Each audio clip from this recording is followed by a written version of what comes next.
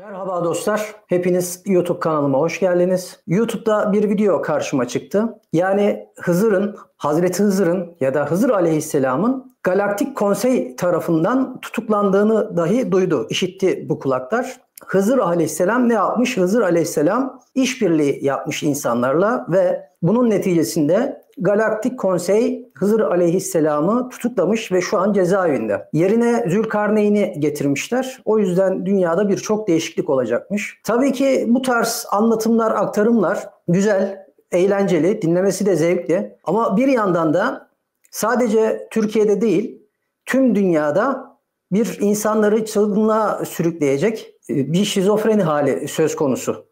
Değerli dostlar, evet bu tarz yorumlar yapmak durumundayız ki kutsal kitaplara, mitolojilere de baktığımızda esasına bakarsanız bu tarz anlatılar mevcut. İşte insanların dünyaya geldiği Aden cenneti ya da insanların spiritüel olarak yani ruhani anlamda yaratılmış olduğu işte bir galu bela metaforu. Bu anlatımlar esasına bakarsanız bugün konuda işleyeceğimiz işte 1800'lü yıllardan gelen aktarımlar değil. Bunlar binlerce yıldır insanların kafa yorduğu düşünceler. Zaten bu aktarımların, anlatımların birçoğu da esasına bakarsanız mitoloji ve dinlerden faydalanarak üretilmiş fikirler ve bilgiler, düşünceler. İlk teori 1736-1793 yılları arasında yaşamış Jean Sylvain Bailey isimli bir zat. Aryan ırk ve Hiperborea'nın temellerini atan kişi. Bu arkadaş ne diyor? Güneşin hiç batmadığı bir şehir Hiperborea. Yunan mitolojisinde geçer esasına bakarsanız. Herodot bunu aktarır. Yarı tanrısal varlıkların yaşadığı bir şehir. İşte Atlantis ve Mu ile bağlantı Kuzey Kutbu'nda ya da Tibet'te olduğu aktarılıyor. Aryanlar insanlığın en gelişmiş ve üstün ırkı. Medeniyetler bu soy tarafından yaratılmış, oluşturulmuş, kurulmuş. Hint-Avrupa dillerinin kurucusu yine bu şehirden gelenler, Hiperborea'dan gelenler. Aryanlar Atlantis ve Hiperborea kayıp kıtalarla da bağlantılıdır diyor. Bir sonrası 1877 yılında ilk defa Peçesiz Isis isimli kitabıyla gündeme gelen Madame Blavatsky, Helena Petrovna Blavatsky. 1888 yılında da Gizli Doktrin isimli kitabını yazıyor. Bunun temelleri neye dayanıyor? Bu yazdıklarının Hinduizm, Budizm, Antik Mısır bilgileri, Gnostisizm ve Batı ezoterizmine dayanıyor. İnsanların 7 evrede tekamülünü tamamlayacağını ileri sürüyor. Eterik, Hiperborea, Lemurya, Atlantis gibi devam ediyor.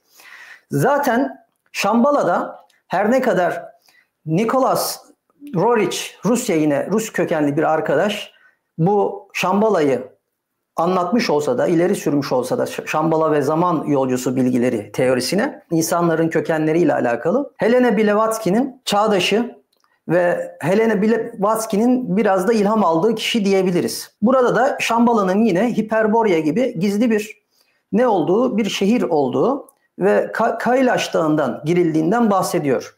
Batı ezoterizmi dedik. Batı ezoterizminin kaynağı nedir? Batı ezoterizmi Hermetizm, Gnostisizm, Kabala, simya ve astroloji üzerine kuruludur. Hermetizmin geldiği yer, Hermetizmin dayandığı Antik Mısır. Hermes, Tot buraya dayanır. Bütün bu New Age yani yeni çıkan bu spiritüel kültlerin hepsi buradan türemiştir. Hermetizmden. Burada 7 temel ilkesi var. İşte nedensellik, bilinç, cinsiyet gibi ilkeleri var. Bunun en meşhuru günümüzde şu an titreşim. Enerji, frekans ve titreşim. Enerji, titreşim ya da frekans üçü diyebilirim. Kabala Ortaçağ Yahudi mistisizmden alınmış. Simya Antik Mısır yine Ortaçağ Avrupası. Astroloji ise Mezopotamya ve Antik Yunan'dan. Mezopotamya dediğimiz zaman bizim coğrafya. Mu uygarlığı burada kalalım. Şimdi dostlar ne gördük? Burada esasına bakarsanız birden fazla teori gibi gözükse de bu anlatılanların hepsi zaman içerisinde üst üste birikimli bir şekilde eklenerek geliştirilmiş, türetilmiş fikirler. Bu Madame Blavatsky Peçesiz Isis ve gizli doktrini yazan, gizli öğretiyi yazan, teozofi cemiyetini kuran kişidir aynı zamanda. Kaynağı neresi? Kaynağı Batı ezoterizmi ama Batı'ya ait, Batı'ya özel bir ezoterizm değil bu. Batı'nın Antik Mısır'dan, Hermetik felsefeden, Hermetizm'den. İşte Mezopotamya'daki Sümer, Akkad, Asur. Asur'u aslında saymasak da olur ama Sümer, Akkad, Babil desek daha iyi olur. Bu aktarım ya da gelişim bu şekilde daha net ortaya çıkar. Bu üç medeniyetten kalan bilgiler ve hatta daha sonra çalışacağımız yine Medler, Persler, bunların bıraktığı astronomi bilgisi, bunlardan gelen ezoterik öğretileri, Yahudilerin Kabalası, Kabalayla alakalı da yine bir video var YouTube kanalında. Arzu eden arkadaşlar izleyebilirler. Bunların hepsini toplayarak ve dinler tabii ki, dini metinler de bunların hepsini bir araya getirerek bir felsefe kuruyor. Tabii öncesinde kim var? Hiperborea teorisini geliştiren, insanların kökenleriyle alakalı teoriyi geliştiren kişi de var. Hiperborea teorisini tek olarak incelemeyeceğim. Çünkü Madame Blavatsky'nin anlatılarında da Hiperborea teorisi geçmekte arkadaşlar. Madame Blavatsky ortadan kayboluyor.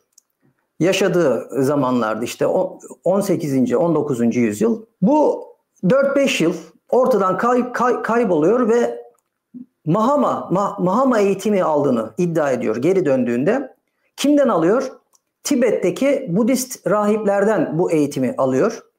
Ve bu kadınla alakalı, bu teoriyi, insanların kökenleriyle alakalı teoriyi ortaya koyan kişiyle alakalı birçok söylem var. Örneğin bu kadının dilini hiç bilmediği herhangi bir ülkeye gittiğinde o ülkenin dilini konuşabildiği aktarılır. Helena Blavatsky İstanbul'a da çok kez gelip gitmiştir. İstanbul deyip geçmeyin. İstanbul kadim bir yer, kadim bir şehir. Öyle söyleyeyim, zaten biliyoruz. Burada da muhtelif cemiyetler, bizim dahi İstanbul'da yaşayanların dahi ismini dahi bilmediği gizli cemiyetler mevcut, hala mevcut. Bu arkadaşın, Blavatsky'nin teorisine göre, ki zaten dinlerle alakalı da bir teoridir bu, insanın kökeni ne uzaylılardır ne de evrimdir. Evrim teorisine de karşı çıkar. İnsan tanrısal bir kıvılcımdır. Hasılı Kur'an-ı Kerim'i, dini metinleri de okuduğumuz zaman, ki zaten teozofiyle uğraşıyor bu kadın. Ezoterik teozofi diyebiliriz. Yani ezoterik din bilimleriyle uğraşan bir kadın. Görüyoruz zaten orada Allah insanın kendi nurundan, fizik değil, metafizik bedeni kendi ruhundan yaratıldığı zaten aktarılıyor burada. Ancak bunu dönemlere ayırıyor. Aynı Galubela gibi ya da Aden cennetinde yaşadıkları gibi insanların. Dönemler nasıl? İlk dönemde insanlar Kuzey Kutbu'nda ortaya çıkıyorlar ve çıktıkları vakit bu insanların eterik bedenleri var. İnsanların fiziksel bedeni yok. Yani süptil varlıklar, yani ruhani varlıklar olarak ortaya çıkıyorlar. Tabii ki böyle olduğu için, ruhani varlıklar şeklinde ortaya çıktığı için yeme, içme gibi hususiyetleri yok. Ve konuşma gibi bir ihtiyaçları da yok. Aynı zamanla böyle bir yere gitmek gibi bir ihtiyaçları da yok. Yani ruhani, ruh gibi düşünün. Bu dönemin sonunda ikinci dönem başlıyor ve Hiperborea, işte az önceki ilk bu Aryan kökenden bahsedilen Hiperborea, ilk 1800'lü yıllarda ortaya atılan ikinci evresini oluşturuyor Madame Blavatsky'nin. Hiperborea'da üzerinde güneş batmayan ülke olarak Yunan mitolojisinde geçer. Hiperborea'da yaşayan insanların da yarı süptil, yarı fiziksel insanlar, varlıklar olduğu aktarılıyor ve bu kişiler ya da bu varlıklar ölümsüze yakın, ömürleri çok uzun yani ve güneş ışınıyla besleniyorlar. Fotosentez gibi, bitkilerin güneş ışınından beslenmesi gibi, fotosentez yapması gibi bir beslenme tarzları var. Yani yiyip içmiyor bu insanlar aynı zamanda. Üçüncü dönemde insanların gelişim evriminin üçüncü döneminde insanlar fiziksel varlıklar halindeler. Fiziksel bedene bürünüyorlar. Ama burada da yine telepati gibi özellikleri var ve üçüncü dönemi de Lemuria olarak adlandırıyor. Bu dönemde insanların telepati yetenekleri var. Hindistan'daki Aryan ırkın ya da Hindistan'daki bu şeylerin çalıştığımız Mahabharata, Ramayana destanlarında geçen varlıkların, tanrısal varlıkların buraya dayandığından bahsediyor. 4. dönemde insanlar daha da materyalist bir hale geliyor ve bu insanlar Atlantis ve Mu, bu iki tane kayıp ya da yok olan volkanik bir patlama sonucunda yok olan iki şehirden türediğini söylüyor. İki şehirde. Burada da tabii insanların Atlantis ve Mu'da yine psişik yetenekleri var ama aşırı derecede teknolojileri gelişmiş bir halde. Bu Atlantis ve Mu zamanında da Mısır, Maya, Aztek gibi medeniyetlerin, piramitlerin bu kişiler tarafından yapıldığını aktarıyor.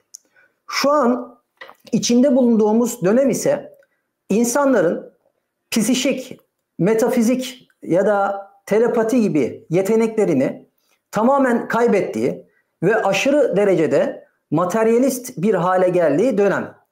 Ve bu Madame Blavatsky'nin Gizli Doktrin ve Peçesiz gibi kitaplarından anladığımız şu: bu dönemin de sonuna yaklaşıyor insanoğlu. Dönemin sonunda ne olacak? 6. ve 7. dönem. 2 dönemi daha var. 6. dönemde insanlar yavaş yavaş yeteneklerini geliştirmeye başlayacak. Belki bu yerde, çünkü kadın öldüğü için 6 ve 7 ile alakalı bir teorisi yok. Bugün günümüzde geleceğe yönelik yapılan teorilerin birçoğu da bu bilgilerin üzerine inşa edilmektedir. Transhümanizmde, teknohümanizmde, yani insanların teknolojiyle bir hale getirilmesi ve ömürlerinin uzatılması. Bunlardan da bahsedeceğiz. 6. dönemde belki de insanlar daha teknolojiyle içli dışlı hale gelecek ve mRNA teknolojileri gibi muhtelif teknolojilerle insanların çöp DNA dedikleri çalışmayan %2'lik kısmını kullandığı söyleniyor insanların DNA'sındaki o sarmallı yapının açılacağı belki de ve 7.'de de artık tekrar süptül hale gelip yükseleceğini aktarıyor ya da o aktarmıyor, ben yorumluyorum şu an. Şimdi başka teoriler ne var? Mu uygarlığı ve Nacal tabletleri. İsteyen yine bunun ekran görüntüsünü alabilir. Teoriyi ortaya atan kişi, Mu uygarlığı ve Nacal tabletlerini bunu ortaya atan kişi James Churchward.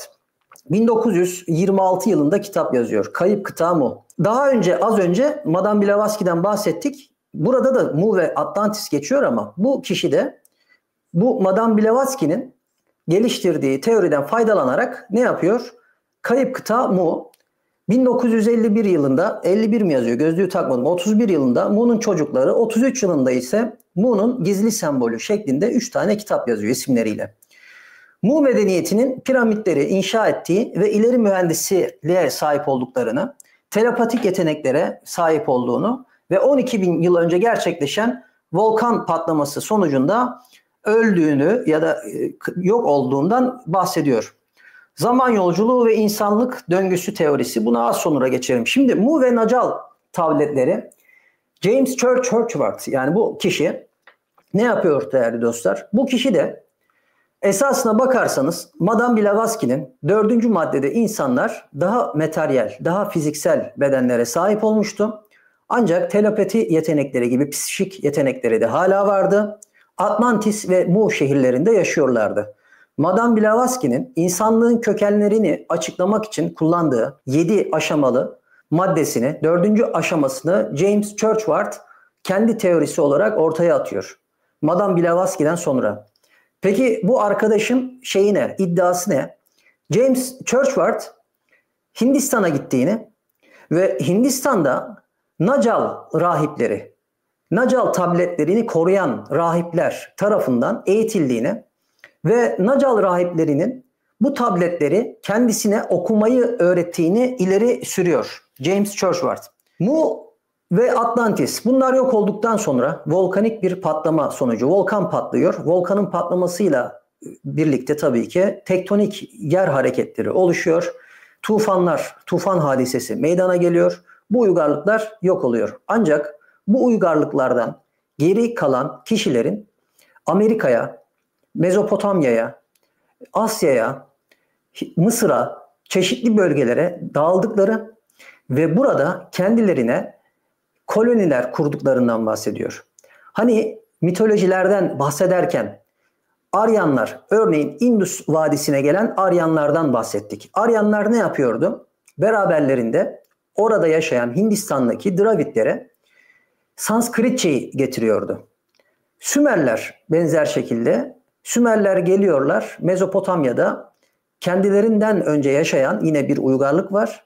Ben buradayım diyebilen ilk uygarlık çivi yazısıyla bize orada yaşadıklarını söylüyorlar. Geçtiğimiz hafta da bahsettim.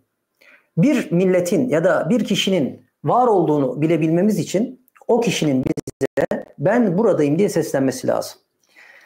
Tarihten ya da 4000 yıl öncesinden, 6000 yıl öncesinden bir milletin bize seslenebilmesi için ne yapması lazım? Bunu yazılı hale getirmesi lazım. Derdini taşa anlatması lazım. Taşlara yazmışlar adamlar. Tablet dediklerimizde zaten kağıt değil. Taşlara her şeyi not almışlar. İşte bu Mısır'a gelenlerin, Hindistan'a gelenlerin, Sümerlerin, hatta belki de daha sonra Etrüskslere, yani Roma İmparatorluğu'nun kurulmasında ilk kurulmasını ateşleyen, o medeniyeti getirenlerin Aryan ırk olduğunu ve bu ırkın da Sümerlerin, bunların hepsinin Mu ve Atlantis'te hayatta kalanlar olduğunu aktarıyor. Fiji adalarının bulunduğu bölgede bu hadisenin gerçekleştiğini söylüyor James Churchward. Zaman yolculuğu ve insanlık döngüsü teorisi. John William Dunne. Bu adam 1927 yılında bir zaman deneyi yapıyor. 1927 yılında zamanın döngüsel olduğunu savunuyor. İnsan bilinci zamanın farklı noktalarına erişebileceği, geçmiş ya da gelecekte etkileşime girebileceğini dile getiriyor. Rüyalar ve bilinçaltı yoluyla insanlar geleceği görebilir diyor. İnsanlık belirli dönemlerde zaman kırılmaları ve bilinç değişimleri yaşar diyor. Biz daha önce bu hayatı yaşadık mı? İnsanlık her döngüde aynı hataları mı yapıyor? John William Dunne bu kişi zaman yolculuğu ve zamanın yapısıyla alakalı bir teori ortaya atıyor ve insanlık döngüsü teorisini kuruyor ki insanlığın bir döngü içerisine sıkışıp kaldığını, sürekli aynı döngüyü yaşadığından bahsediyor. Esasına bakarsanız bu teori daha çok insanların kökenlerinden ziyade insanların yaşadığı bu hayatla alakalı bir teori. Ama bu teori de insanların kökenleriyle alakalı yayınlar yapan ya da yazılar yazan, kitap yazan kişilerin bir tarafına sıkıştırdığı bir teoridir aynı zamanda. Şimdi bizim Türkiye'de ilk defa ruhani araştırmalarla alakalı bir dernek kuran Bedri Hoca var. Bedri Ruh Selman. İlahi Nizam ve Kainat isimli kitabın yazarı. O kitapta da yine Bedri Ruh Selman, şimdi bu arkadaş 1927'de yazmış. Bedri Hoca bu kitabı 1957'de yazmış. 57'den 57 ya da 53'te hatırlamıyorum tam tarihini ama 2013 yılında falan notere bırakıyor. Noterden bunlar 50 yıl sonra gündeme gelsin. Yani bu kitap basılsın şeklinde bir vasiyet bırakıyor. John William Dunne'un teorisi şu. Aslında o kitaptaki gibi bir teorisi var. Zamanın doğrusal olmadığını söylüyor. Şimdi Bedri Hoca kitabında zamanın doğrusal değil, katmanlı olduğunu söylüyor sadece. Ama bu adam zamanın doğrusal değil, döngüsel olduğu, aynı zamanda katmanlı olduğunu iddia ediyor. Yani bir bardak düşünün, şu bardağı her bir çizgiyi zaman olarak, döngüsel bir zaman çizgisi olarak çizgilerden oluştuğunu düşünün. Bu katmanlar arasında da geçiş yapabildiğini iddia ediyor insanın. İnsanların rüyalarında gördüğü bazı hadiseler esasına bakarsanız diyor bu kişi, John William Dunne diyor ki bazı rüyalar paralel evrenlerden gördüğü, paralel evrenlerle alakalı gördüğü rüyalar olduğunu ileri sürüyor. Bu şamanların yaptığı uygulamalar, kullandıkları çaylar, ayahuasca çayı gibi, psilosiba diye bir bitki var o gibi. Yani muhtelif bitkiler var insanın beyninde uyarıcı etkiler yaratan. Bu bitkileri kullandıktan sonra gördükleri illüzyonların ya da gördükleri vizyonların esasına bakarsanız gerçek olduğunu Ancak paralel evrenlerle ya da zamanın geçmiş ya da gelecekle alakalı olduğunu ileri sürüyor bu kişi. Yani çok katmanlı bir dünyada yaşıyoruz, çok katmanlı bir zamanda yaşıyoruz. Zaman esasında yoktur ve döngüsel bir hareket sergiler ve katmanlıdır ve buraya insanoğlu sıkışmış durumda diyor. Buna benzer teorileri de tabii mesela Nikola Tesla da Philadelphia deneyi yapıyor. Elektromanyetizma ile zamanı manipüle etmeye çalışıyor. İşte Einstein'ın da ışık hızını aştığımız takdirde sıfır noktasına ulaşıp oradan zamanda ileriye gitmenin mümkün olduğunu aktarıyor. Bu teoride insanların kökenleriyle alakalı simülasyon teorisinin gelişmesine etkili olan teorilerden biridir diyebilirim değerli dostlar. Devam edersek John William Dunne, zaman yolculuğu ve insanlık döngüsü teorisi. Paleo astronot teorisi, Erich von Däniken. Bu adam da 1968 yılında Tanrıların Arabalarını yazan kişi. 1970 yılında Uzaydan Gelen Tanrılar isimli bir kitap daha yazıyor. 1972'de başka bir kitap yine tanrılarla alakalı, altınlarıyla alakalı bu sefer tanrıların.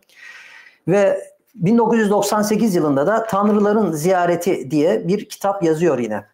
Esasına bakarsanız bu ikisini Zekeriya Sitchin'le birlikte incelemek daha doğru olacaktı ama ben ayrı göreceğim, ayrı çalışacağız.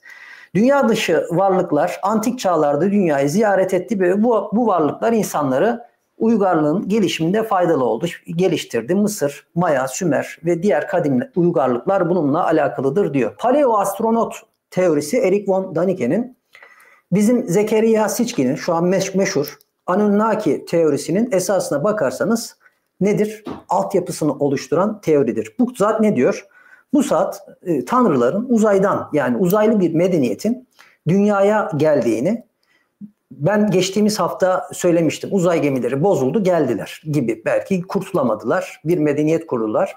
Bu öyle söylemiyor. Benim anlattığım gibi söylemiyor ama bu daha farklı söylüyor. Geldiler. Burada insanlar da aynı Zekeriya Sitchin'inki gibi bunun teorisi. Geldiler, insanlara Mısır'daki piramitleri yaptılar. Maya'daki, Aztek'teki piramitleri yaptılar. Sümerlere işte göklerin bilgisini öğrettiler. Hatta işte Dogonlara Sirius'un bilgisini aktardılar gibi bu medeniyetlerle ilişkilendiriyor. Uzaylılarla ilişkilendiriyor. Ve Hint destanlarındaki Mahabharatalarda, Ramayana'da buralarda geçen anlatıların esasına bakarsanız yanlış anlaşılmış bilgiler olduğunu ve zaman içerisinde bu bilgilerin aktarımlar, söylencelerle değiştiğini ileri sürüyor. Başka önemli söylediği bir şey daha, bu da yine İncil'in Hezekiel bölümünde vizyonlar var. Görüldüğü söylenen vizyonlar var. Bu vizyonların da yine bu tanrılarla alakalı olduğunu, vizyon değil, bu tanrıların anlattıkları, tanrı değil, uzaylıların insanlarla iletişime geçmesi neticesinde onlara anlatıldığı, insanlara anlatıldığı ama insanların bunu anlayabildiği kadar aktardığından bahsediyor. Ve insanın gelişim sürecinde de, evrim sürecinde de bu kişilerin, uzaydan gelenlerin etkileri olduğunu söylüyor. Takdir edeceğiniz üzere 1927 yılında bu teoriyi ortaya atması ve ardından Zekeriya Sitchin daha yenidir. Onu da yine çalışacağız, göstereceğim. Zekeriya Sitchin de esasında bu adamın teorisini Anunnakilerle birleştirmiş. İşte Sümer, Akkad, Babil bu bilgileri çorba ederek Marduk Tiamat hikayesini daha gözle görülür hale getirmiştir değerli dostlar. Şimdi diğer taraftan baktığımızda bir başka teori ne? Sirius ve Dogon kabilesi bağlantısı. Marcel Gariole. Bu kadın bir Fransız antropolog. Antropologlar ne yaparlar? Antropologlar milletlerin sosyolojisini, demografisini, yani milletlerin haritasını ortaya çıkarırlar. Bu kadın gidiyor 1976 yılında bir kitap yazıyor. Sirius Gizemi diye bir kitap yazıyor. Dogonlarla uzun bir süre yaşıyor. Şimdi bu Marcel Dogonların arasına gidiyor. Fransız bir antropolog Dogonlarla uzun bir süre yaşıyor Mali'de. Dogonların dilini öğreniyor. Kültürünü öğreniyor. Çünkü bizim yapmadığımız bir şeyi antropolojinin kurulmasıyla birlikte bugün gelişmiş medeniyet dediğimiz medeniyetler, özellikle Amerika, tüm dünyaya misyonerler gibi araştırmacılar gönderdi. Bu araştırmacılar fonlandı Amerika tarafından. Bu araştırmacılar orada kabilelerle 20 yıl, 30 yıl çok uzun süreler yaşadılar. Yani en ücra köşedeki dünyanın kabilelerine kadar temas ettiler. Dogonlardan şunu öğreniyor. Sirius A'yı biliyorlar. O zaman B'yi bilmiyorlar. Sirius B cüce bir yıldız. Ve teleskopla görülmesi zor. Parlaklık konusunda sıkıntıları var. Parlak olmadığı için. Dogonlarla alakalı da yine bir video var YouTube kanalında. İzlemek isteyen arkadaşlar oradan izleyebilirler. Şimdi bu kadın şok olduğu nokta şu. Sirius B'yi haber veriyorlar bu kadın orada yaşarken. Ve düşünün, teleskopla bile görülemeyecek bir yıldız olmasına rağmen bu kişiler, Dogonlar bunu biliyor. Ve kadın anlattıkları şu. Bize Nommo isimli uzaylılar ya da rehber ruhlar bunu anlatıyor. Bu kişiler nereden geliyor? Sudan geliyor. Bu kişiler hem suda hem karada yaşayabilen varlıklar ya da bu şeyler. Hatta daha sonraları bununla alakalı oyuk dünya teorisi de üretildi. Ondan da bahsedeceğim. Hasılı dostlar, burada mesele şu. İlginç olan şu. Bu kişilerin Sirius B'yi bilmesi. Ama aynı zamanda şöyle bir soru işareti de çıkıyor ortaya. Dogonlar acaba bu Sirius yıldızını, köpek takım yıldızını Mısırlılardan da öğrenmiş olabilir mi? Çünkü Mısırlılar da Nil Nehri'nin taşmalarını hesap etmek için özellikle bu yıldızı takip ediyorlar. Sotis olarak isimlendiriyorlar. Dolayısıyla bu da yine bir teori. Bundan sonra Marlon herhalde yazarın ismi, Bir Çift Yürek isimli bir kitap da yazıldı. Bu şeyle alakalı değil, Dogonlarla alakalı değil, aborjinlerle alakalı ama o kitapta yine Sirius gibi, Dogonlar gibi bu aborjinler de çok farklı bir millet değerli dostlar. O kitabı da okumanızı tavsiye ederim. Zekeriya Sitchin, Anunnaki ve Antik Astronot Teorisi. Daha önce ne vardı? Az önce bahsettiğimiz Paleo Astronot Teorisi vardı. Paleo Astronot Teorisi kimindi? Eric von Daniken'indi ve 1968 yılında da yine bir kitap yayınlamıştı. En son kitap olması lazımdı. Geri dönmeyeyim. Yani muhtelif kitapları var bu Daniken'in. Zekeriya Sitchin de ne yapıyor? Anunnakilerin bu bizim Sümer'de, Akkad'da, Babil'den gelen bilgilerden edindiğimiz Anunnakilerin esasında tanrılar olduğundan bahsediyor. Uzaylılar olduğundan daha doğrusu bahsediyor. Ve 12. Gezegen adlı bir kitabı var. Yeryüzü Kronikleri isimli başka bir kitabı daha var. Bu kitapları yazıyor. Niburi adlı bir gezegen var. Bu gezegenden gelen uzaylıların insanların yarattığı, daha doğrusu insanları evrimleştirdiği ve altın madenciliğinde kullandığından bahsediyor. Genetik mühendislikten bahsediyor bu arkadaş. Teorisi şu. Zekeriya Sitchin diyor ki Niburi adlı bir gezegen vardı. Bu gezegen 3600 yıllık bir döngüsü var. Bu döngü nedir? Güneşin uzaydaki döngüsü gibi 365 günlük ya da ayın uzaydaki döngüsü gibi 29,5 günlük. Niburi'nin de bir döngüsü var. Bu döngüsü 3600 yıl sürüyor. Bu Niburi'nin döngüsü yaptığı zaman, dünyaya yaklaştığı zaman bu kişiler dünyaya geldiler. Dünyaya indiler. Amaçları şuydu. Niburi'nin atmosferinde bir bozukluk vardı. Bu atmosferi tamir etmek istiyorlardı. Buraya indikten sonra dünyanın altın madenlerini kazmaya başladılar. Burada da bu varlıklarda da bu Niburililerde de ne var tabii ki? Bir sosyal sınıf var. İgigiler alt sınıf tanrılar, Anunnakiler üst sınıf tanrılar. Enki, Enlil gibi. Bunlar madenlerde çalışıyorlar. Ancak gel zaman git zaman bunlar artık isyan ediyor madenlerde çalışmaktan. Diyor ki bize işte yardımcı yapın arkadaş, hep biz mi çalışacağız? Bunlar da ne yapıyorlar? Ninhursag'tı herhalde. Ninhursag, Enki bir anlatıya göre. Başka anlatıya göre Enli, şehir devletlerine göre Sümer'de değişiyor anlatılar. İnsanları yaratıyorlar. Ya da var olanı evrimleştiriyorlar. Öyle bir anlatı. Ve bunlar madenlerde çalışmaya başlıyor. Amaç ne? Amaç dünyadaki altını almak. Altını alıp ne yapacaklar? Altını alıp elektroliz yapacaklar. İyonlarına ayıracaklar. Kendi atmosferlerine serpecekler ve güneş ışınıyla alakalı atmosferlerini koruma altına alacaklar. Bugün hala dünyada altın elektrolizi yapanlar vardır. Altın suyu. Ormus hazırlayanlar vardır. Bu altın suyunu da biz şu an nasıl hazırlıyoruz? Altın suyu limonda strik asit olduğu için ve elektroliz esnasında bu altın iyonlarını içine çözebileceği için 2 tane çubuk, bildiğiniz basit elektroliz, bir cam bardağın içerisine 2 tane çubuk koyuyorsunuz. Buna katota yani eksiye koyduğunuz ne oluyor? Inert metal olması gerekiyor. Karşı tarafa koyduğunuz, anota koyduğunuz, pozitife koyduğunuz ise altının 24 ayar saf altın olması gerekiyor. Limonu içine sıkıyorsunuz. Çok fazla volt vermeyeceksiniz. 3-5 voltta 24 saatle 48 saat arası hafif voltajda bu elektrik veriyorsunuz. Ve zaman içerisinde o limon suyunun içindeki strik asit altın iyonlarını çözüyor ve o suya karışıyor. O limonun rengi de, limon suyunun rengi de değişiyor. Maviye, hafif mavimtırak renge dönebiliyor. Daha sonra bunu seyreltip içen insanlar şu an var. Ormus hazırlayan insanlar şu an var. Bu kurşunun altına çevrilmesi hikayesi filan da hepsi buna dayandığı iddia ediliyor. Yani Anunnakiler, uzaylılar dünyaya geldiler altın çıkartmak için ve bu kişilerin altına olan ihtiyaçları insanların dikkatini çekti ve ta o tarihlerden bu tarihlere kadar geldi, etkileri geldi.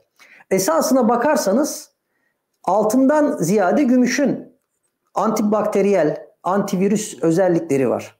Hatta hastanelerde yaptığı zaman bir kişi derin yaralar aldığı zaman ne yapıyor? Kullanılan sargı bezinin içerisine gümüş koyulur ki mikrop kapmasın yara. O sargı bezleri daha etkili, pahalı, açık yaralarda özellikle pahalıdır yani. Çünkü içerisinde belirli oranda gümüş vardır. Gümüş geçmiş çağlarda da çok kullanılmıştır. Hatta ve hatta şöyle söyleyeyim, erkeklerin geçmişte gümüş yüzük takması, kadınların altın yüzük takması da haram ve helalliği konusu bunun esasında şuna dayanır. Şimdi bir erkek ne yapıyor? İşi gereği yola çıkabiliyor. 3 ay, 6 ay, 9 ay evden uzak kalabiliyor. Evden uzaklaştığında, gittiğinde eşine geçimini sağlaması için hali hazırda bir miktar bir şeyler bıraktı diyelim. Ancak gittiği yerde hasta oldu. Yolda başına bir iş geldi. Belki 9 aydan uzun, 9 aylık bir plan yapmıştı ama uzun kalması gerekti. Birkaç ay aksadı. Kadın parmağındaki altın yüzüğü götürüp satıyor, takas ediyor neyse artık. Ve akabinde o geçimini eşinin evde olmadığı dönemi atlatıyor. Erkeğin gümüş yüzük takması da şu. Gümüşün bu antimikrobik özellikleri, virütik özellikleri olduğu için yolda giderken suyu bitti. Su içmesi lazım. O yaptığı elindeki testisi var ya bu deriden kaplar yapıyorlar. Bunun içerisine işte yüzüğünü koyuyor o gümüş yüzüğü bir gün beklettiğin zaman içindeki virüsleri, bakterileri ya da yapıyor. Etkisiz hale getiriyor diyebilirim. Böyle bir özelliği var gümüşün. Gümüş suyu da hali hazırda yapılıyor. Ama tabii bu altın suyu olsun, gümüş suyu olsun bunların yapılırken temiz yapılması, laboratuvar ortamlarında yapılması gerekir ki bu elektrolizler esnasında ne olur arkadaşlar? Zehirlenmeler söz konusu olabilir. Sürüngen ırk, reptilyan teorisi. David Van Eyck. Şimdi bu arkadaş da 1999 yılında Büyük Gizem diye bir kitap yazıyor. Reptilyan ırkın insanları kontrol ettiğini iddia ediyor.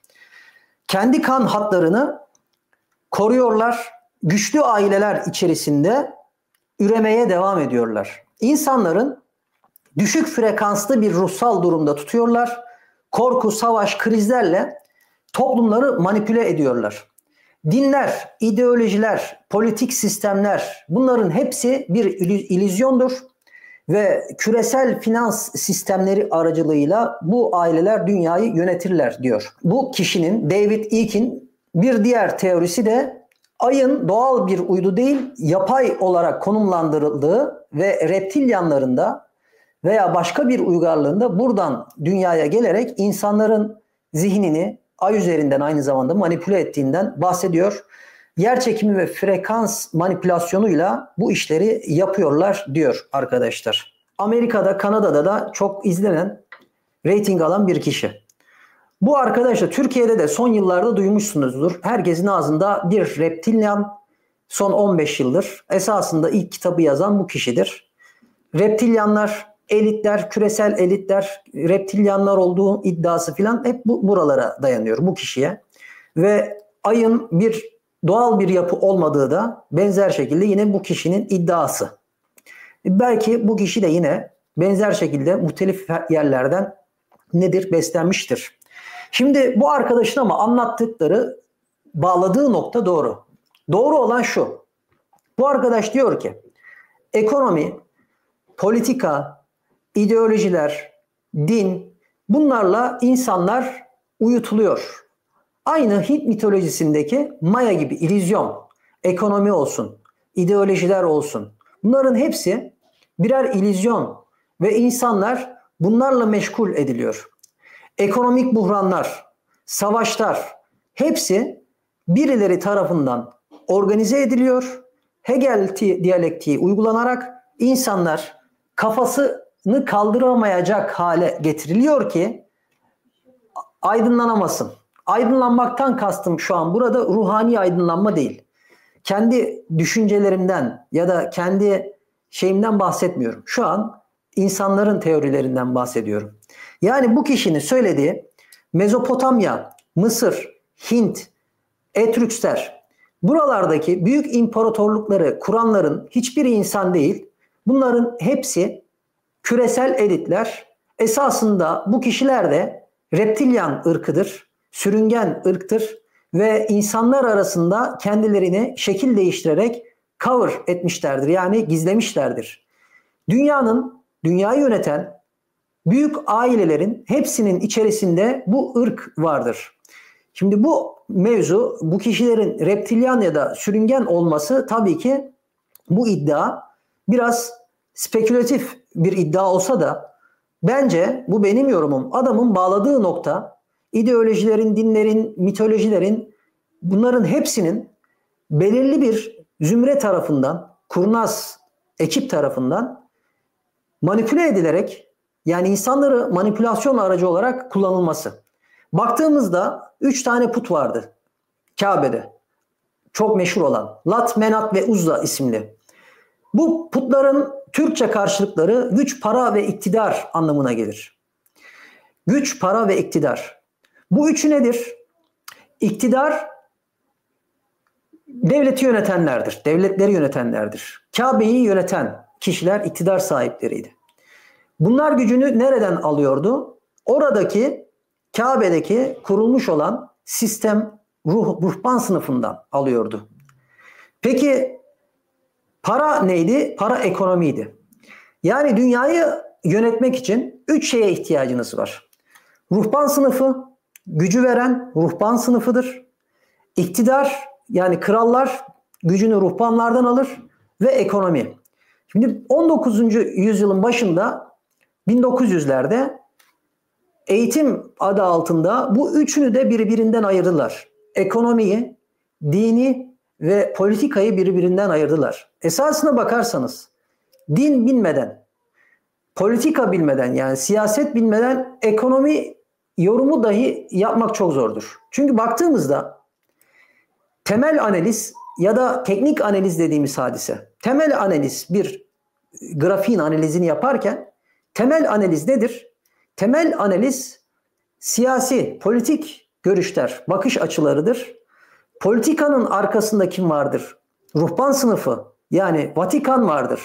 Yani evliyalar, şunlar bunlar, artık ismi neyse dinine göre. Ruhban sınıfı vardır. Ve bu üçü bir araya gelerek ekonomi, politika ve dinleri yönetir. Dünyayı, insanları yönetir. Adamın bağladığı noktada adama katılıyorum esasına bakarsanız, ama bence reptilyan, yani sürüngen ırkı bahsi, metaforu biraz spekülatif kaçmış değerli dostlar. Bir diğer şey ise İç dünya teorisi. Bu teori de yine zaman içerisinde kademeli, aşamalı bir şekilde ilerlemiş bir teori. Bu teori diyor ki arkadaşlar, ilk önce Edmund Halley isimli bir zat 1692 yılında dünyanın içi boştur diyor. Hani bu şey var ya arkadaş, dünya boştur lo. Bu böyle bir şey değil. İçi boş diyor. Daha sonra Jules Verne, bu bir kitap var, yazar var, bizim çocukluğumuzda okuduğumuz bu yazar, bu kişi 1864 yılında Dünyanın Merkezine Yolculuk kitabını yazıyor. William Reed 1906'da Marshall B. Gardner'la birlikte kutup bölgelerinde iç dünyaya giriş olabileceğini iddia ediyor. 1947'de yine Antarktika üzerinde uçarken işte bir kişi bir iddiada bulunuyor. Teozofi Cemiyeti'nin, Blavatsky'nin ve onun çağdaşlarının bahsettiği Şambhala, Agartha gibi yerlerin de, Hiperborea gibi yerlerin girişlerinin de yine bu yerden, kutuplardan olduğu söyleniyor ve Nazi Almanyası'nda bu şeyin burayla, Nazi Almanyası'nda yani Adolf Hitler'in buraya girerek bu kişilerle anlaşma yaptığı, hatta teknoloji, bu tankları filan buradan birden ortaya çıktığı, yapılan tankların ortaya atılıyor. Böyle bir iddia var.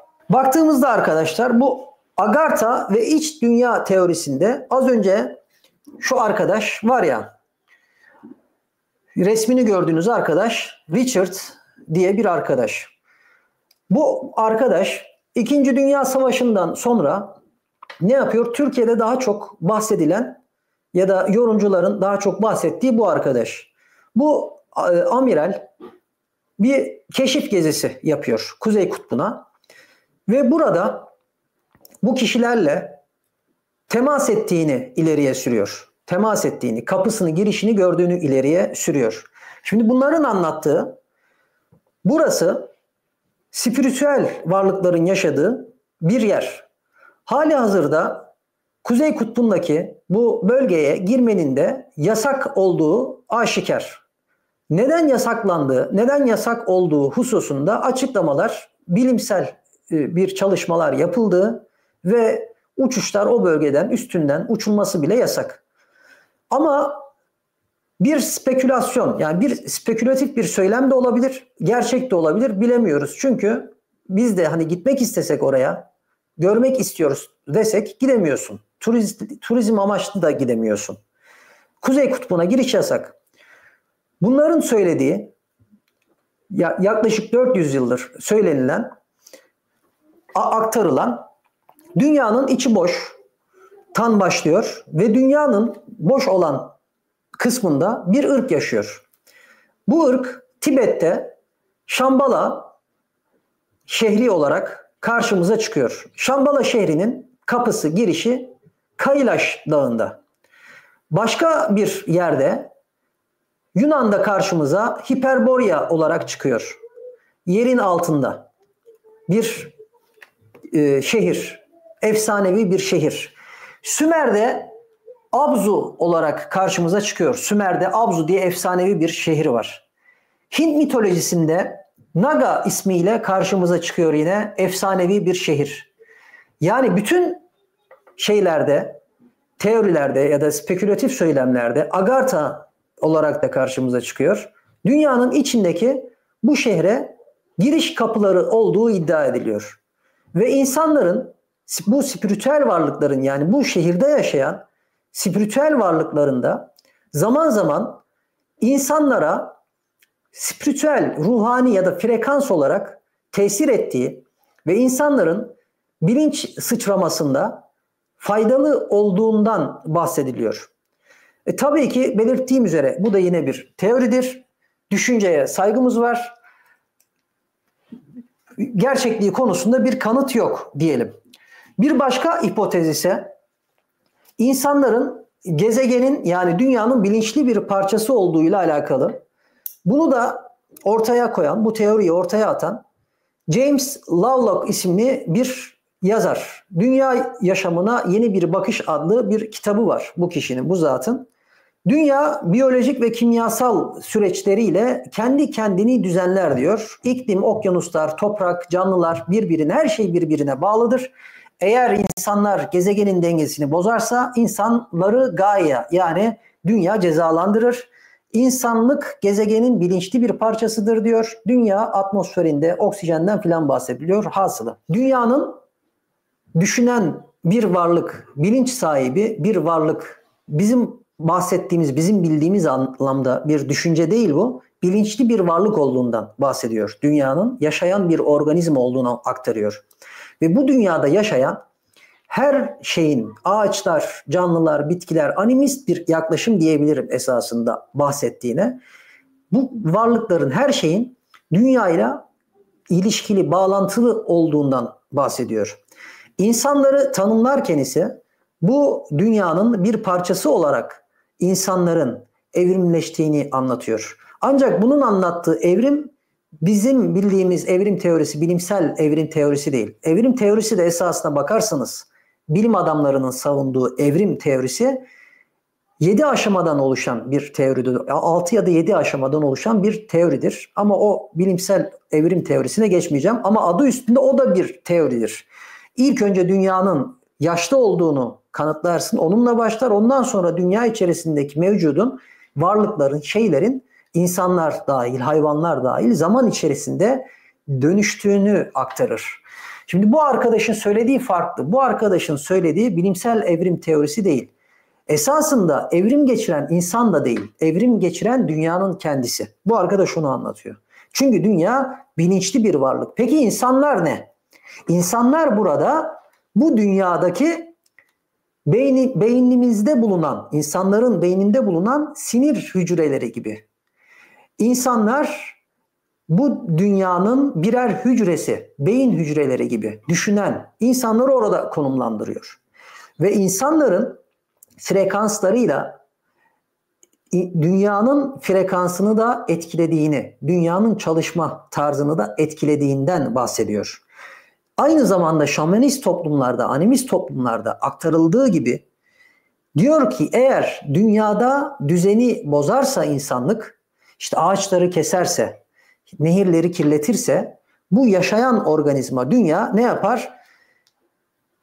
Kendini temizlemek için esasında, insanları da yok etmek için, nehirlerini, atmosferini temizlemek için, tekrar her şeyi düzene koymak için bizim felaket olarak adlandırdığımız dünyanın dünya açısından temizlik olarak aktarıldığımız tufanlar, hadiseler olur diyor. Çünkü örneğin diyor atmosferde %21 oranında ne var? Bir oksijen var. Normalde diyor bu oksijen oranı olduğunda dünyanın yanıp kül olması gerekir diyor. Ancak bu geri besleme oranıyla ne yapıyor? Dünyanın geri beslemesiyle bu işte karbondioksit bitkilerin yaptığı karbondioksit oksijen bu denge sağlanıyor diyor. Ya da su okyanuslardaki bu pH dengesinin korunduğundan bahsediyor. Yani dünyanın bir canlı organizma gibi hareket ettiğini, bilinçli bir şekilde hareket ettiğini ve bu dünyanın bir matematik temelli bir varlık olduğunu ileri sürüyor. Yani dediğim gibi daha çok animist toplumların, animist mitolojilerde işlediğimiz, şamanist toplumlarda işlediğimiz bir altyapısı var gibi duruyor. Ama adam şu konuda haklı. Dünyayı kirletiyoruz arkadaşlar. Yani dünyaya hak ettiği değeri vermiyoruz. Esasına bakarsanız sadece dünyaya değil, kendimize de değer vermiyoruz. Bu değerden kastım şu değil. İşte Allah bütün dünyayı insanlar için yarattı. Değerden kastım bu değil. Özdeğer. Özdeğerden bahsediyorum.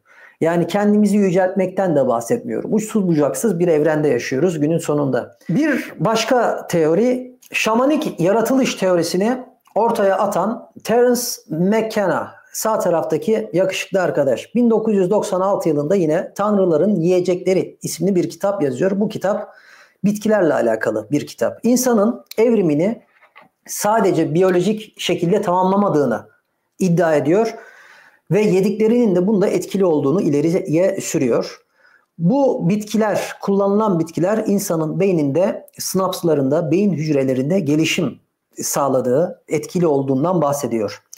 Ayahuasca çayı Amazonlarda kullanılan ruhsal rehberlik ve şamanik bilgi ile ilişkilidir diyor. Psilosibin mantarı yüksek bilinç, sezgilerle bunları geliştirir diyor. Iboga, Afrika'daki iboga bitkisinin geçmiş yaşam deneyimleri, yani metafizik anlamda geçmişe bu bitkiyi kullanarak gidebildiğinden bahsediyor. Geçmiş yaşam deneyimlerini görüyorsun diyor. San Pedro kaktüsü ise kainlik ve ruhsal iyileşmeye neden olur diyor. İnsanların geçmişte şamanların kullandığı bitkiler, uygulamalar, ayahuasca çayı gibi ayahuasca bitkisinin kullanılması, psilosibin bitkisinin kullanılması insanın beyninin gelişmesinde etkili olmuştur diyor. Bugün kullandığımız bitkilerden yapılan birçok ilaç var. Gıda takviyesi olarak kullandığımız, işte bazı şeylerde görürsünüz. Bu kapsüller var ya, işte zihni açar diyorlar ya, işte beyni gençleştirir falan. Böyle kapsüller burada çok yaygın. Kanada, Amerika buralarda çok yaygın. Haplar kullanıyorsunuz. Bunların çoğunun temelleri bitkisel. Dozajları daha arttırılmış, hani hap şeklinde. Normalde işte 1 kilo portakal yiyeceğinize bir C vitamini alıyorsunuz. O C vitamininde 1 kilo portakal yediğinizdeki vitamini vücudunuza aktarmış oluyorsunuz. Onun gibi bir şey. Özellikle bu psilosibin bitkisinin beyindeki bu sinaps oluşumlarını, beynin oluşumunda, gelişiminde sinaps oluşumlarını da arttırdığı bilimsel olarak da kanıtlanmış değerli dostlar. Bu arkadaş da bunu söylüyor. Diyor ki insanın beyninin evrim geçirme sürecinde, bir şeyleri anlamlandırma sürecinde kullanmış olduğu bu bitkilerin de tesiri ve etkisi vardır diyor. Özellikle şamanların yaptıkları, kullandıkları bu bitkisel uygulamalar, bitkilerle yapılan uygulamalar kafa uçurucu diyeyim yani. Gördükleri o vizyonların esasına bakarsanız ne olduğunu söylüyor. Aynı zamanda az önce de bir başka evrimle alakalı, insanın gelişimiyle alakalı teoride bahsettiğim gibi insanların geçmiş yaşamları ya da gelecekle alakalı gördükleri vizyonlar olduğundan bahsediyor. Bu gördükleri vizyonlar aynı zamanda insanın düşün dünyasını da geliştirir diyor. Bu kullanılan şeylerin, bitkilerin, ayahuasca çayı, psilosibin bitkisi, o kullanılan kaktüs gibi, bunların, gördüğünüz vizyonların insanın beyninin gelişiminde etkili olduğu, düşün dünyasının gelişiminde etkili olduğu ama aynı zamanda beyindeki sinapsların oluşumunda da faydalı olduğu hususunda bir teori geliştiriyor. Şamanik evrim teorisi. Şamanların yaptığı çalışmalarla, uygulamalarla insan zihni gelişmiştir ve gelişen insan zihni evrimini ileri seviyelere taşımıştır. Düşün dünyası geliştiği için, beyninin yapısı geliştiği için bugünkü insan haline bu kullandığı bitkilerle gelmiştir diyor sözün özü. Simülasyon teorisi ve yapay gerçeklik. Bu teoriyi ortaya atan 2003 yılında bilgisayar simülasyonunda mı yaşıyoruz diye bir soruyla ortaya çıkıyor Nick Bostrom. Bu kişi gelişmiş medeniyetler hiçbir zaman simülasyon oluşturamayacak diyor ilk önce. Bir soru, bunları kendine soruyor. Daha sonra gelişmiş medeniyetler simülasyon oluşturabilecek ama bunu asla başaramayacaklar. Gelişmiş medeniyetler simülasyon oluşturacak ve bizim gibi varlıkları simüle edecekler diyor. Kuantum fiziği ve çift yarık deneyi bunlara dayandırıyor teorisini. Matematiksel yapılara, bilgisayar simülasyonlarına, evrendeki rastgelelik aslında kodlamadan kaynaklanıyor diyor. Ve Tanrı ve yaratılış kavramı farklı bir boyut kazanacak diyor bu ortaya çıktığında. Simülasyon teorisinde Platon'un mağara alegorisi gibi bir alegori üzerinde de bunu temellendiriyor. Platon'un mağara alegorisinde işte mağarada bulunan kişiler gölgeden esinlenerek bir şeyler olduğunu zannediyordu ama gördükleri gölgeydi, asıl değildi, benzeri bir metafor. Bu evrenin matematiğiyle alakalı bir çalışma yapıyor bu kişi ve kuantum çalışmaları, çift yarık çalışmaları, bunları da örnek veriyor. İşte kuantum neydi? Kuantum gördüğünde, ölçtüğünde bir parçacığın nerede olduğunu biliyorsun. Bunu en kolay anlatabileceğimiz mevzu bahis şu. İşte bir odada bir kişi var. İşte çocuğunuz, kardeşiniz, anneniz, babanız odaya girdi. Odada kapısını da kapattı. Odada ne yaptığını bilmiyorsunuz ama. Şimdi o oda uyuyor da olabilir, odada uyanık da olabilir. Ancak bunu ne zaman öğrenirsiniz? Kapıyı açıp içeri girdiğinizde, yani gözlemlediğinizde öğrenirsiniz.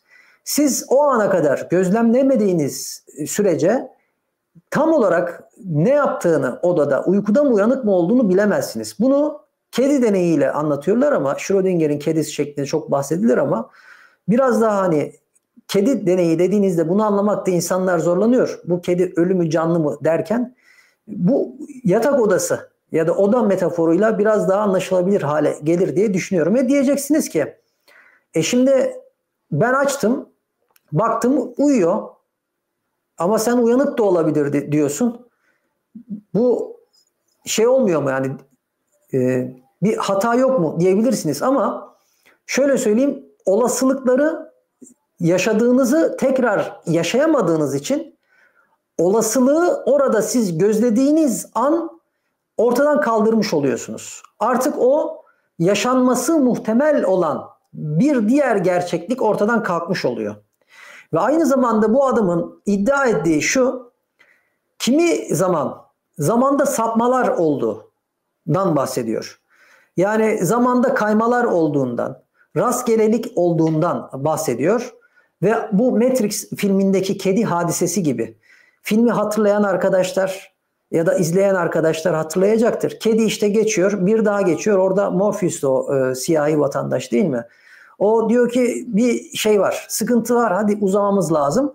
Ona benzer bir varsayım, bu arkadaşın varsayımı da evrim teorisiyle alakalı nasıl bağlıyoruz? Esasında biz sadece bilgisayar simülasyonu içerisinde yaşayan varlıklarız. Dolayısıyla evrim, mevrim hepsi hikaye. Belki de her akşam uyuyoruz ya, sıfırlama yapılıyor, resetleme yapılıyor ve kalktığımızda yaşadığımız, geriye döndüğümüz dünya esasında bir önceki dünya değil. Ama biz öyle olduğunu zannediyoruz. Çünkü beyin o şekilde kodlandı. Bu da benim yorumum. Başka bir teori ise genetik manipülasyon ve kayıp DNA teorisi. Bu teoride arkadaşlar Greg Braden isimli bir şahsın 2004 yılında Tanrı Kodu isimli bir kitap yazıyor. Genetik manipülasyon ve kayıp DNA. Bunun yaptığı da DNA'sını da anlatısını dayandırdığı da yer İnsanların daha üstün bir bilinç seviyesinde olduğu, ancak insanların DNA'larının manipüle edilerek 12 sarmaldan 2 sarmala düşürüldüğü ile alakalı. Hatta bunu bazı arkadaşlar şöyle de yapıyorlar. Bu kişi bunu savunmuyor ama bazı arkadaşlar şöyle yapıyorlar. Bu Gray'in ve önceden bahsetmiş olduğum Zekeriya Sitchkin'in, bu ikisinin teorisini alıyorlar.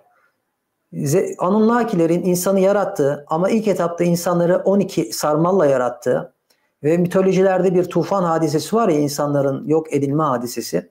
Böyle bir tufanla, esasında Enlil'in yaptığı bu tufanla insanların yok edildiği ya da insanların DNA'sının 12 sarmallıyken 2 sarmala düşürülmesini, çöp DNA hadisesini bu şekilde de açıklayanlar var. Ancak bu genetik manipülasyondan bahseden bu Greg Braden isimli arkadaşın iddia ettiği insanların DNA'sının 2 sarmala düşürüldüğü ve insanların DNA yapısının %2'sini kullanabildiği ve yine bir görünmez elit bir zümrenin bunu yapmada bir marifetinin olduğunu söylüyor ama bunu reptilyanla birleştirmiyor tabii ki. Bir zümre bunu gerçekleştirdi.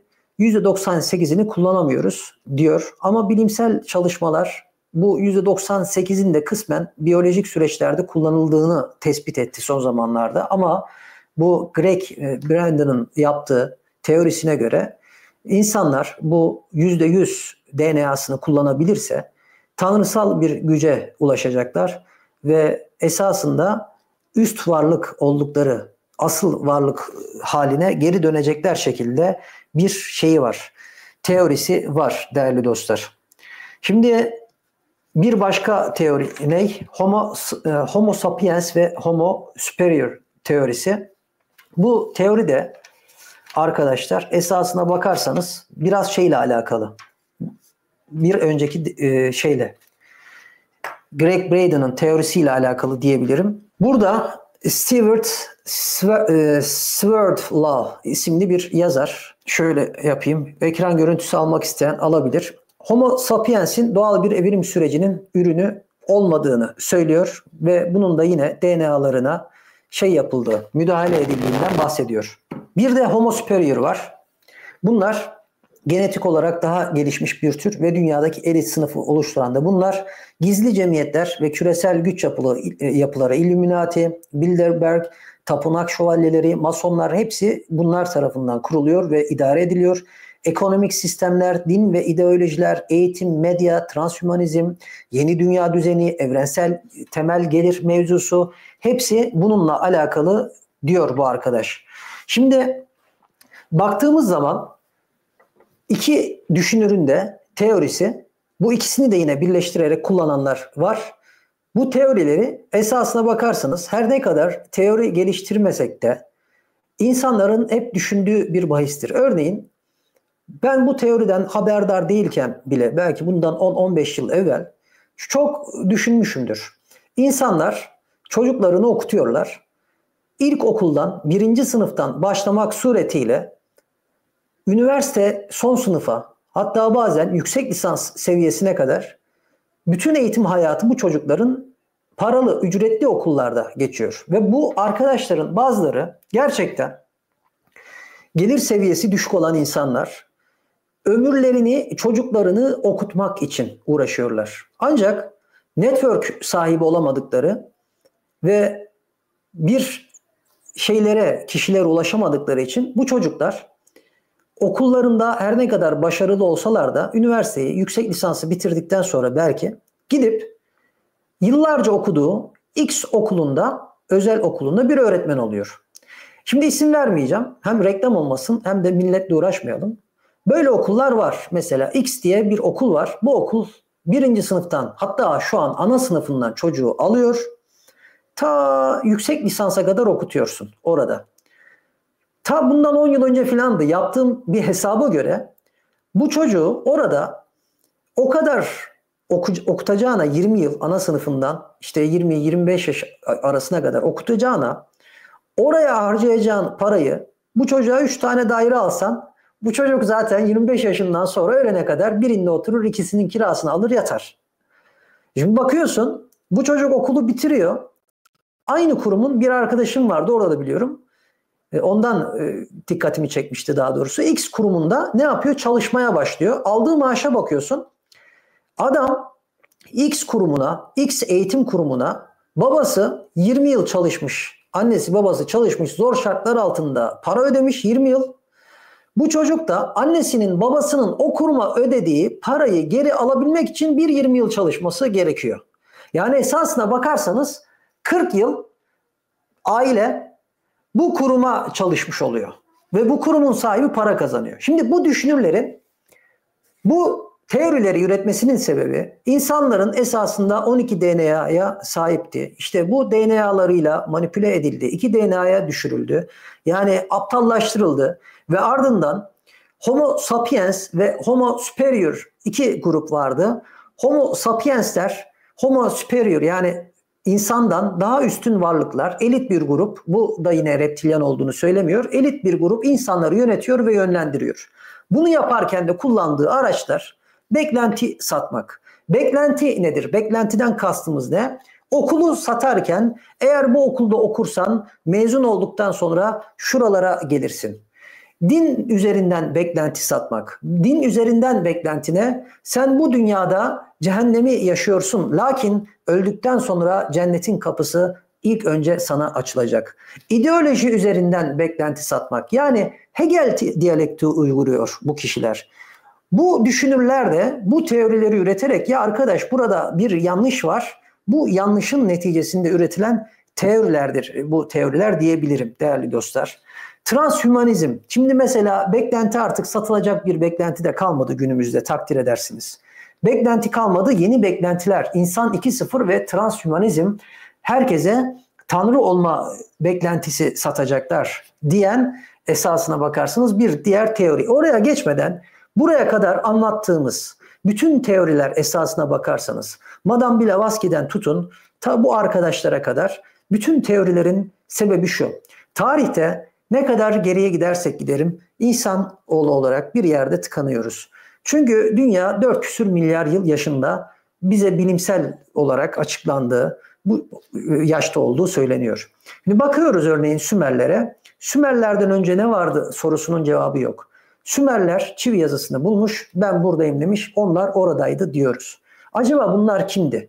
Ya da Indus Vadisi'ne baktığımızda, Hint mitolojisini izleyen arkadaşlar izlerseniz, Indus Vadisi'ne bir Aryan ırk geliyor ve yazıyı getiriyor Sanskritçe'ye ve dini getiriyor ve sosyal düzeni getiriyor Purusha mitiyle birlikte. Mısır'a baktığımızda aynısını görüyoruz. İtalya'ya bakıyoruz. Toskana bölgesinde yaşayan Etrüksler var.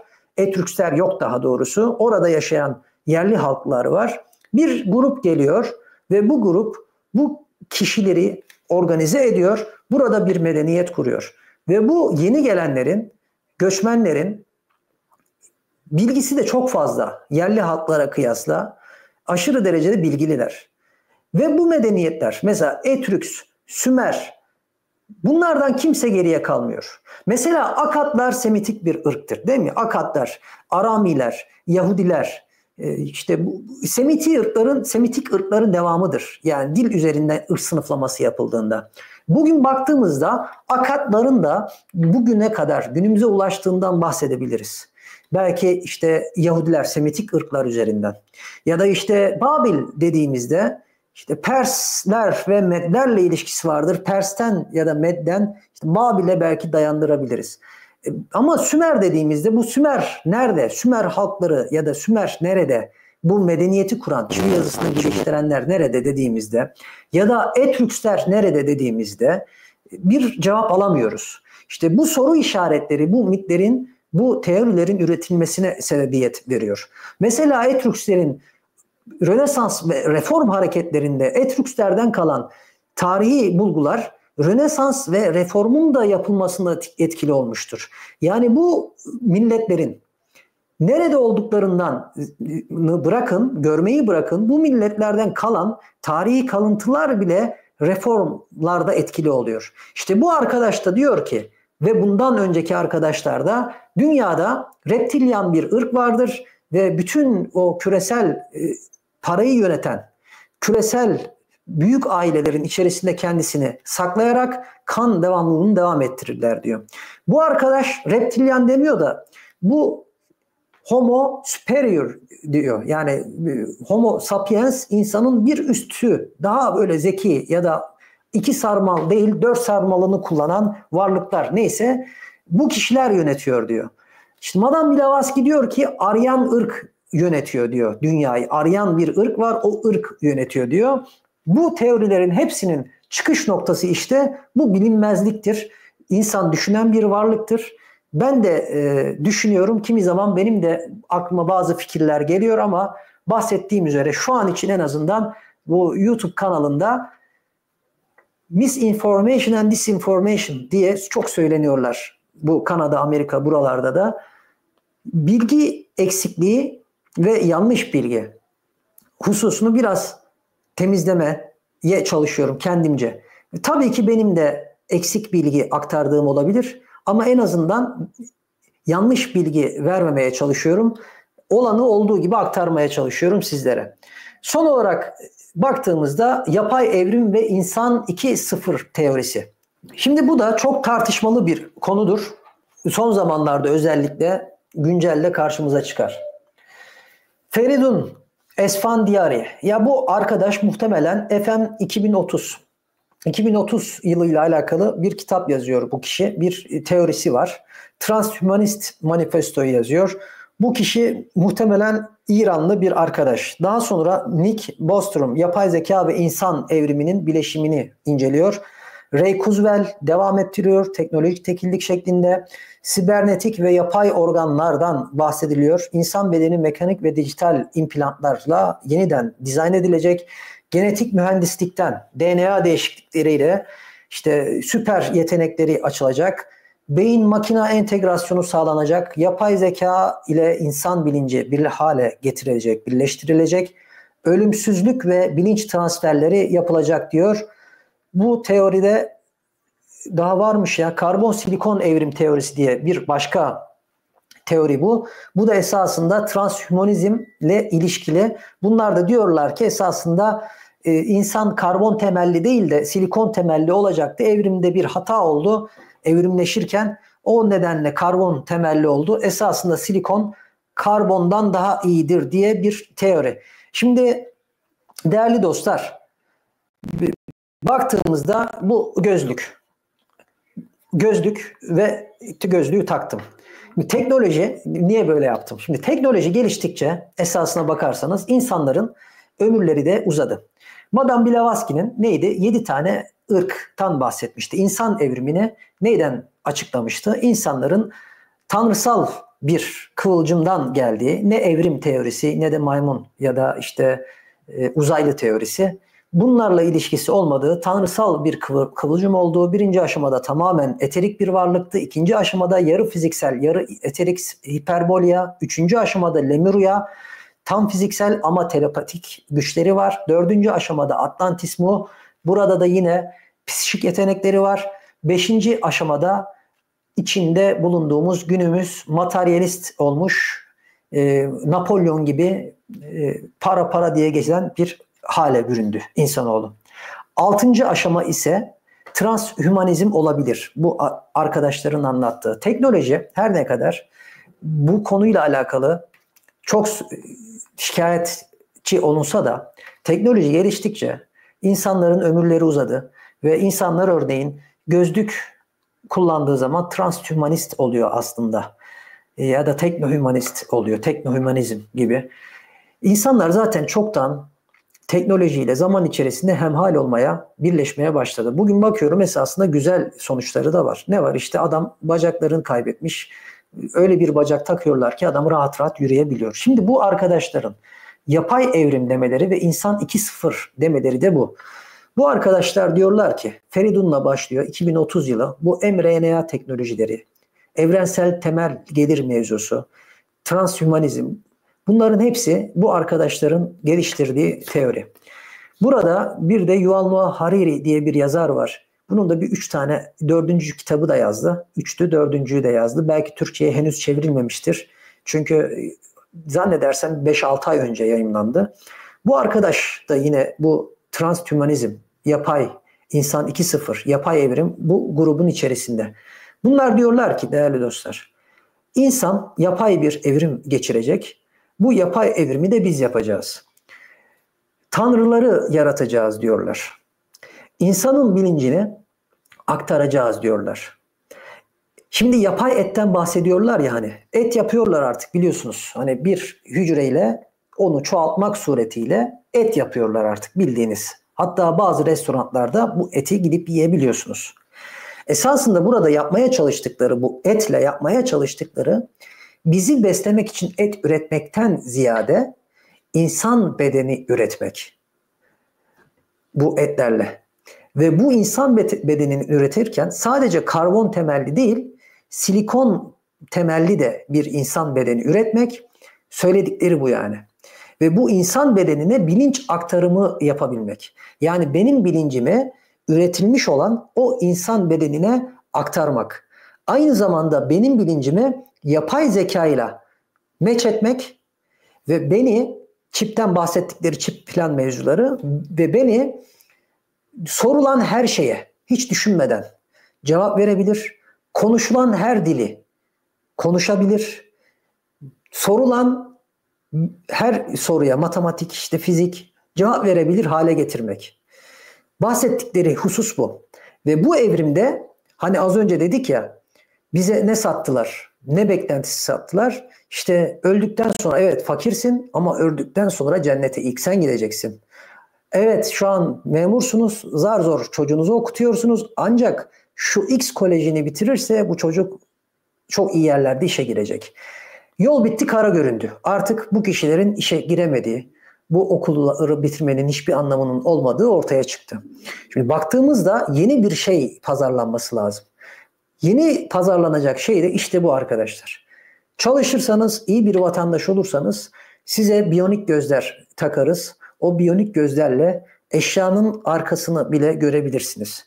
Ya da işte beyninize çip taktığınızda o çipten download ederek, yani beyninize indirerek, işte İngilizceyi yıllarca uğraşmanıza gerek yok. Download edin, kullanın şeklinde birçok hususiyet başlayabilir. mRNA teknolojileri, hatta bunun daha ilerisi mRNA teknolojileri, DNA, genetik mutasyonlar, genetik manipülasyonlar yapılarak ne yapılabilir? Saç renginizi bile değiştirebilirler. Bunlar bahsediliyor. Yani bu kişilerin bahsettikleri bu. Ya ben mavi gözlü olmak istiyorum. Çok kolay. Tık bir iğne mavi gözlü oldum. İşte bu yapay evrim olacak ve insanların ömürleri uzayacak. Belki de Madame Blavatsky'nin bahsettiği 5. evre olan ve sonuna yaklaştığımız bu evrenin ardından geçeceğimiz 6. evre belki de transhümanist insanların teknolojiyle birleştiği bir evre olabilir. Ama bu da benim teorim olsun. Yaptıkları tüm çalışmalar, mRNA manipülasyonları olsun, tüm çalışmalar insanlığın DNA'larında terse teperek insanların bilincini ya da kullanılmayan, eğer Madame Blavatsky'nin bahsettiği şeyler varsa, birinci evredeki spiritüel eterik insan varsa, oradan geldiysek, öyle bir gücümüz varsa bu güçlerin açılacağını ve insanların artık teknolojiye ihtiyaç duymadan, onlara ihtiyaç ya da küresel elitlere ihtiyaç duymadan birçok şeyi kendi kendine başarabileceğini düşünüyorum. Bu da benim teorim. Kitap yazmadım henüz. Onu da yazarız bir gün umarım. Evet, karbon silikon, son teoriye geleyim. Venüs ve kadim insan bağlantısı. Şimdi bunu neden sona koydum onu da bilmiyorum. Esasında bunu daha başa koyabilirdim. Lucifer'in insana özgürlük, yaratıcılık ve getirdiğine Rudolf Steiner isimli bir yazar bu da. Bu arkadaş da yine yaşlı biri. Tarih almamışım ama bayağı eski bir arkadaş. Şimdi bu arkadaş da şunu söylüyor arkadaşlar. Rudolf'un ilk yaptığı Lucifer'i gnostik metinlerle ve farklı bakış açısıyla kendi diliyle farklı yorumlaması. Prometheus, Lucifer, ışığı getiren. Lucifer ne yapmıştı? Ya da Prometheus ne yapmıştı? Yunan mitolojisinde ışığı insanlara getirmişti. Bütün mitolojilere baktığımızda ışık getiren figürü vardır. İnsanlara ışık, ateşi öğreten. Ateş ışıktır zaten. Şimdi Lucifer'in de, Lucifer şeytan, bizdeki karşılığı şeytan bu arada. Lucifer'in de insana yaptığı bir iyilik diyor bu adam. Neden? Lucifer insanın bilgi sahibi olması, bilinç sahibi olması ve özgürlüğünü kazanması için esasında bir kapı aralamıştır. İnsanlığı elmayı yedirerek. Yorumu bu şekilde bu arkadaşın. Bu dünya ancak bir hapishanedir ve bu hapishaneden çıkış ise insanlığın aydınlanmasıyla hasıl olur, gerçekleşir. Yani insanın kökenlerini bu arkadaş neye bağlıyor esasında? Teolojiye bağlıyor. Lucifer ve Lucifer'in insanları bilgiyi, özgürlüğü getirdiği ve bu dünyada olmalarının Lucifer'in onlara yapmış olduğu bir iyilik olduğunu anlatıyor. Bu dünya aydınlanmak için, tekamül için güzel bir okuldur ve eğer insan tekamülünü tamamlayabilir, aydınlanabilirse ve dünyaya bağlanmazsa, bu zindandan, dünya hapishanesinden kurtulursa eğer, Lucifer onlara bir iyilik, insanlara bir iyilik yapmış olacaktır diyor. Ama burada dikkatinizi çeken Venüs ve kadim insan bağlantısı diyoruz.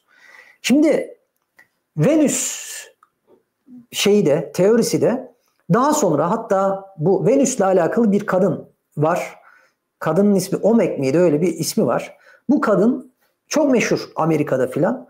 Kanallık diye zaten herkes şu an vahiy alıyor bir yerlerden. Bir bana vahiy gelmedi diyebilirim. O kadar yaygın. Yani Türkiye'de dünyanın her yerinde insanlar vahiy alıyor arkadaşlar.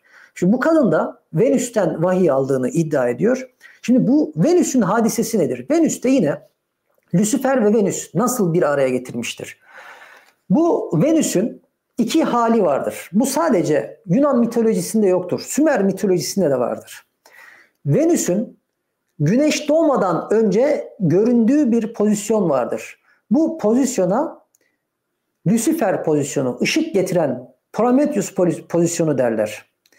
Ve bir diğer pozisyonu ise güneş battıktan sonra görünen pozisyonudur. Buna da Afrodit derler. İşimiz Afrodit değil ama hani Venüs'ünle nasıl ilişkilendirildiği Lucifer'in. Sümer'de de geçer bu. Sümer'de de İnanna ve İştar pozisyonudur. Güneşten önce Venüs çıktığında İştar'dı herhalde yanlış hatırlamıyorsam. İştar pozisyonundadır. Güneşten sonra İnanna'dır göründüğünde.